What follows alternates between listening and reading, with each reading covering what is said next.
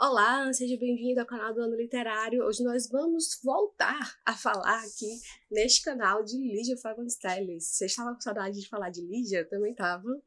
Fazia um tempinho aqui que eu não aparecia com a nossa grande contista brasileira. Vocês já sabem que ela é uma das minhas preferidas, se não a preferida. Às vezes esse ranking muda, mas em geral eu gosto muito de Lígia, acima de todos, contistas. Eu ainda não li nada de Lígia, um romance, vocês acreditam nisso? Preciso, né, remediar esse problema. Queria muito começar a ler Ciranda de Pedra. Não é o livro mais famoso dela, mas é um livro que a sinopse, a história me deixou muito interessada, assim, sabe? Não queria começar por As Meninas, que é o livro, é o romance mais famoso dela. Contudo, ainda não tenho nenhum desses livros. Eu tenho aqui essa coletânea, que é completona. Antes de eu ter essa coletânea, eu tinha adquirido o Seminário dos Ratos, que é o próximo aqui nessa seleção que nós vamos ler quando a gente terminar os contos de Antes do Baile Verde. Eu tinha comentado com vocês no meu vídeo falando sobre as mudanças aqui no canal e tal, alguns desabafos, vou deixar aqui o link nos cards, que a gente vai fazer uma mudança aqui no projeto As Damas da Literatura. Agora não vão ser damas, vai ser só a dama, Lígia. Clarice estava exigindo um pouco de mim, algo que eu não conseguia extrair o suficiente, né? Então, assim, gosto muito de Clarice ainda, tenho um grande apreço pela Clarice, principalmente a Clarice contista. Acho que quando a gente não conhece um autor, a melhor porta de entrada para ele são os contos. Quando esse autor é contista, no caso a gente tem Machado, a gente tem Lígia, a gente tem Clarice, que são grandes contistas na literatura brasileira. Gosto de Clarice contista, assim, excepcionalmente, mas a Clarice, a gente tem uma dificuldade, assim, de entrar na leitura dela, na forma de escrita, assim, de tirar camadas dela.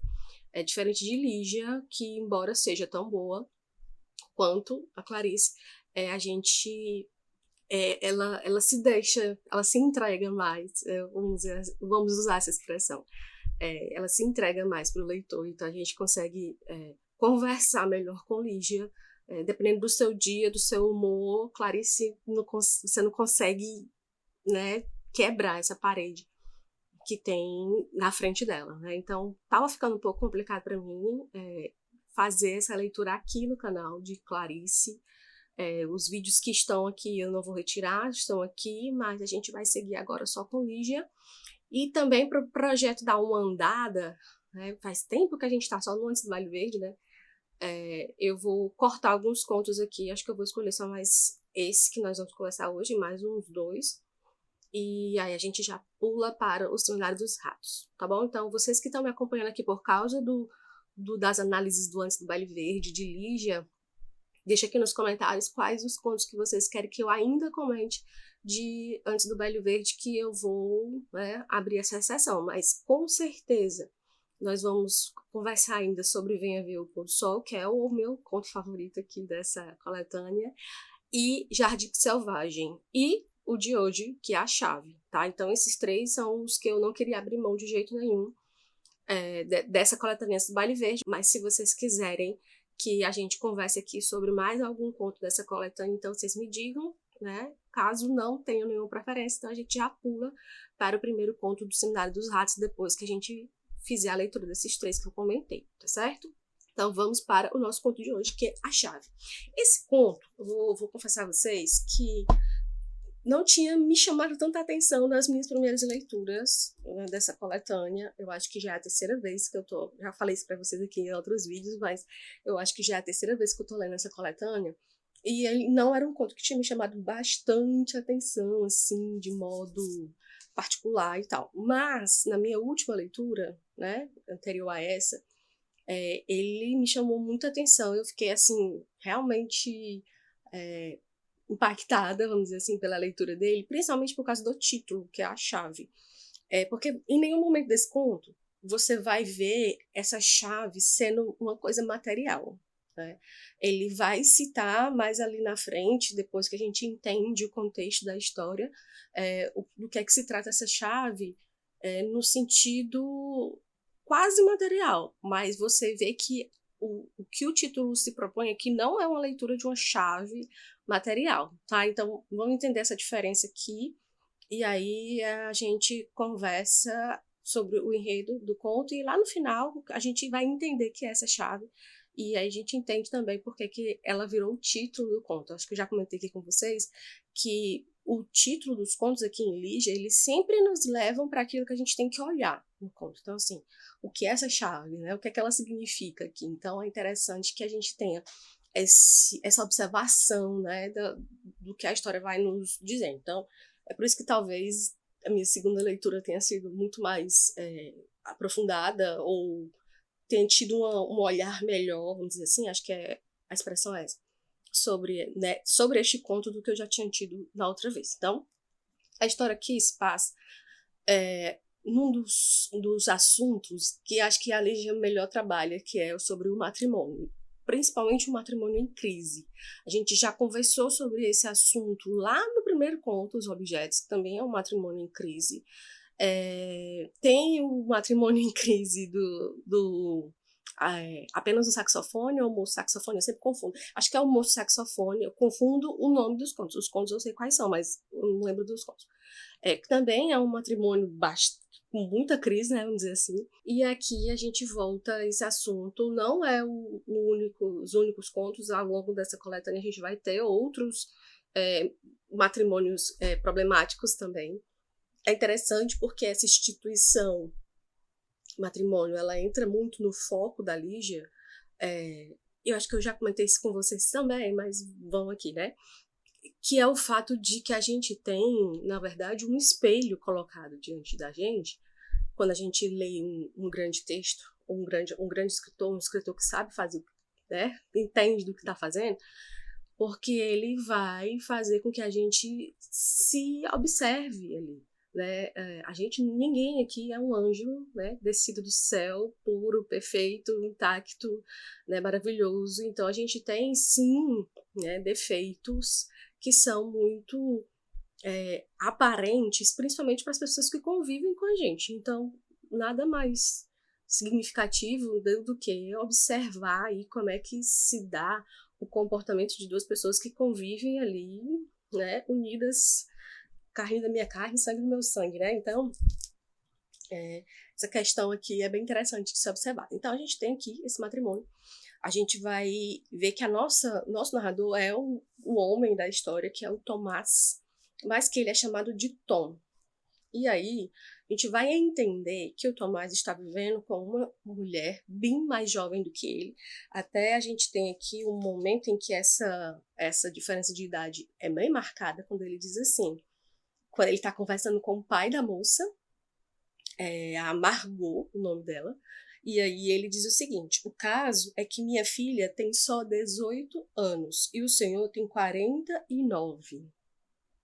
A diferença é muito grande. Então veja, né, que essa questão aqui é muito pungente, né? Essa diferença de idade gigantesca. E levando para vamos combinar que 49 anos, hoje em dia, não é uma idade super avançada, assim, né? Principalmente para um homem de 49 anos, até mais velho, eles estão super em cima, com tudo em cima ainda, né? E tal. Diferente de uma mulher de 49 anos, a gente tem essa questão aqui na nossa sociedade. Então, o que a gente vai descobrir é que o Tom largou a mulher dele, a primeira esposa, a Francisca, que ele chamava de Francisquinha, que era uma mulher que tinha ali mais ou menos a idade dele, e vai viver com a Margot, essa menina, né, 30 e tantos anos mais nova do que ele. E aí, eles têm uma série de eventos sociais praticamente todo dia, porque a Margot está na flor da idade, ela gosta de desfilar sua beleza, ela é uma mulher lindíssima. Então, eles estão ali se arrumando para sair, na verdade, ela está se arrumando para sair mais uma noite, e o Tom tá querendo ficar em casa, né? Assim, o Tom tá cansado, gente. Ele até faz uma brincadeira que ele diz assim: homens e mulheres com roupa de festa, andando de um lado para o outro, falando, andando, falando, exaustos e sem poder descansar numa cadeira, bêbados de sono e sem poder dormir, os olhos abertos, a boca aberta, sorrindo, sorrindo, sorrindo. o círculo dos superficiais, dos tolos engravatados, embotinados, condenados a ouvir e a dizer besteiras por toda a eternidade. Então ele compara esses eventos sociais com um dos círculos do inferno lá de Dante, né? Então a gente tem aqui esse Tom que só quer ficar em casa e dormir. O que ele quer é dormir. Ele diz que o desejo dele é ficar debaixo da coberta, com a coberta quentinha, e ele, né, ir para cair nos braços de Morfeu, né, como dizem. E a Margot tá lá se arrumando, toda bonita, né, seminua lá, né, passando cremes, ajeitando cabelos, fazendo a maquiagem, colocando perfume. Tem um momento que ela sai, né, do quarto, e quando ela volta ela tá com uma peruca, e aí ele estranha, mas por quê? Aí ela, porque eu posso, né, e tal. E aí eles vão falar da sutilidade da mulher que tá fazendo um jantar só para mostrar que fez uma cirurgia no nariz e tal.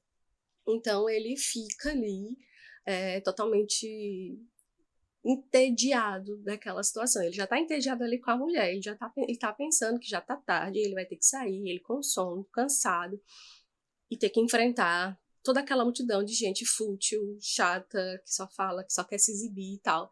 E aí a gente tem, então, ele tentando se livrar daquela situação. E aí ele só fica lá deitado. Ele fica dizendo assim, ai, tá tão frio, né? E a mulher diz, não sinto frio, a gente já tá no inverno. E ele fala, não, em pleno inverno, ela, pois não sinto frio nenhum. E aí ele fica pensando, tanta energia, meu Deus, havia nela energia em excesso, ai, né? Então ele fica ali meditando, né? Enquanto ele olha ela se arrumar, ele fica ali meditando em duas situações, duas coisas, uma ligada à outra. Ele tá apenas querendo descansar. E ele vê que aquela mulher que está ali diante dele, ela não tem, como ele diz aqui, a mesma energia dele. Ela quer sair, ela quer festejar, ela quer conversar, ela quer se exibir, enquanto ele só quer ficar quieto na dele.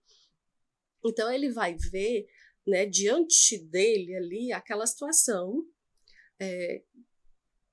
de tanta diferença, né? A idade é muito significativa para nos apresentar essa diferença. Ele olha para ela, ele vê que esses anos de diferença entre os dois agora está pesando muito contra ele. Porque se ele tivesse continuado com a Francisquinha lá na casa dele, ele agora estaria em paz, porque ele ia ter uma mulher que sabia respeitar os limites dele, uma mulher que era tão, né, calma quanto ele agora naquele momento estava querendo. Só que ele se deixou, né, vamos dizer assim, iludir pela beleza da Margot, até porque a Francisca era uma mulher muito mais calma, muito mais passiva, era uma mulher tranquila demais. Ela gostava de ficar em casa jogando cartas, escutando música. A vida para ela era uma vida tranquila e ela estava muito feliz vivendo aquela realidade dela ali, aquela realidade a qual ele tentava negar. Que realidade? A realidade que ele estava envelhecendo.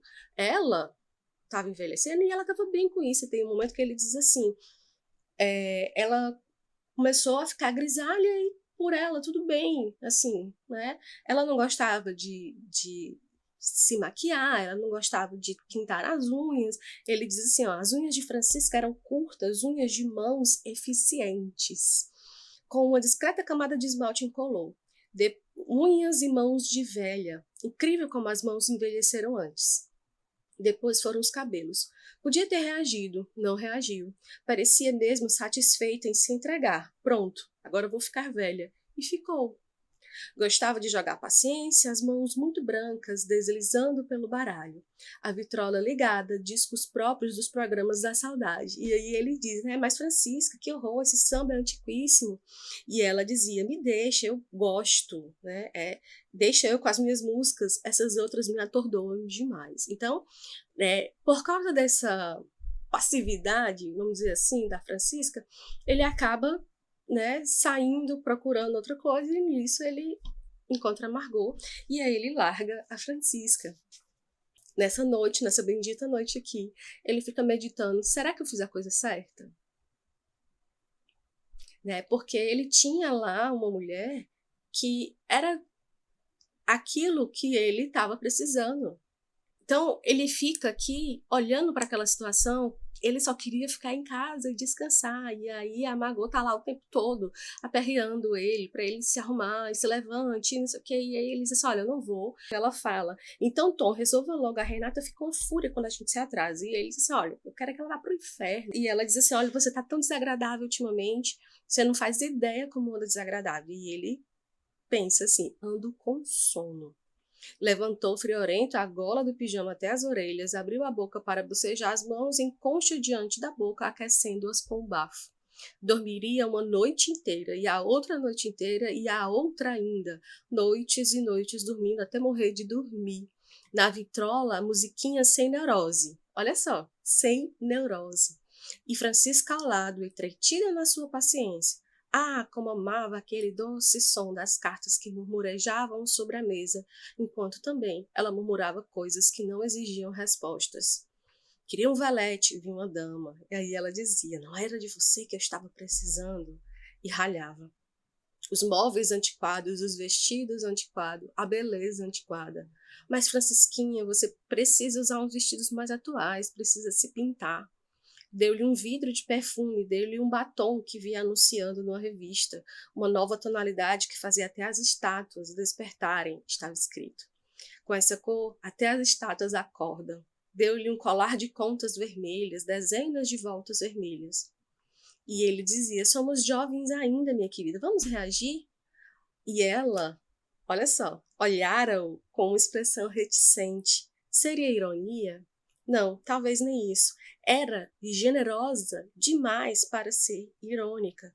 Olharam quase como uma mãe olha para o filho antes de lhe entregar a chave da porta. É isso, né? Esse significado da porta. E aí a mulher vai embora, ele fica lá dormindo e aí ele começa a sonhar, né? Ele sonha ali com todas aquelas imagens que ele vinha pensando naqueles últimos minutos ali.